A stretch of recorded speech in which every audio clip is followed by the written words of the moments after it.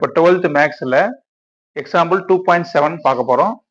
என்ன கேட்குறாங்கன்னா jet inverse கேட்குறாங்க. ஜெட் வந்து அவங்க கொடுத்துட்டாங்க. இந்த ஜெட்டை வச்சுக்கிட்டு ஜெட் இன்வெர்ஸ் கண்டுபிடிக்கலாம். முதல்ல இந்த ஜெட்டை ஃபுல்லாக மல்டிபிள் பண்ணிக்கலாம். சரிங்களா? இப்போ இசட் ஈக்குவல் டு இப்போ 2வையும் 1ஐயும் மல்டிபிள் பண்ணுங்க. 2வையும் 1ஐயும் மல்டிபிள் பண்ணால் 2ன்னு கிடைக்கும். ஒரு 2வையும் -ஐயும் மல்டிபிள் பண்ணிங்கன்னா -2iன்னு கிடைக்கும். நெக்ஸ்ட் 3ஐயும் 1ஐயும் மல்டிபிள் பண்ணுங்க ப்ளஸ் 3i.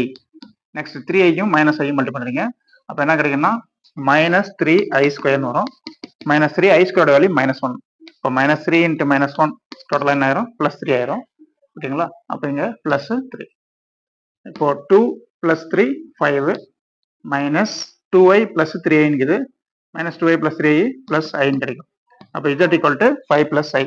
இப்போ அவங்க கேட்கறது ஜெட் இன்வெர்ஸ் தான். சரிங்களா? அப்போ ஜெட் இன்வெர்ஸ்னா 1/z அப்படின்னு அர்த்தம். அப்போ 1/z வேல்யூ என்னது? 5 + i. சரிங்களா? இப்போ டினாமினேட்டர்ல 5 + i இருக்குது. இப்போ அந்த 5 + i காஞ்சிகேட்டால நியூமரேட்டரையும் டினாமினேட்டரையும் மல்டிபிள் பண்றோம். இப்போ 5 + i காஞ்சிகேட் என்னது?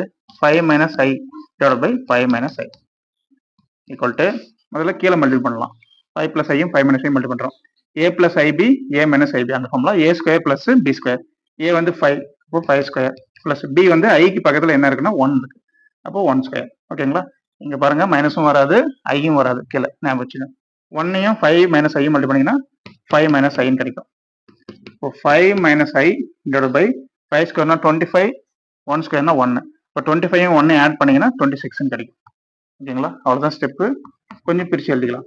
5/26 - i/26 வரும். என்ன பண்ணலாம்? i அப்படியே எழுதிங்க. 1/26 எழுதுங்க. ஓகேங்களா? இதான் ஆன்சர். 5/26 - i × 1/26. இதான் வந்து ஜெட் இன்வெர்ஸோட வேல்யூ. சரிங்களா? நீங்க நம்ம சேனலுக்கு நியூவா இருந்தா மறக்காம சேனலை சப்ஸ்கிரைப் பண்ணுங்க. உங்க ஃப்ரெண்ட்ஸுக்கெல்லாம் கொஞ்சம் ஷேர் பண்ணுங்க. அவங்களையும் சப்ஸ்கிரைப் பண்ண சொல்லுங்க. வீடியோ லைக் பண்ணிட்டு பாருங்க. Bye students.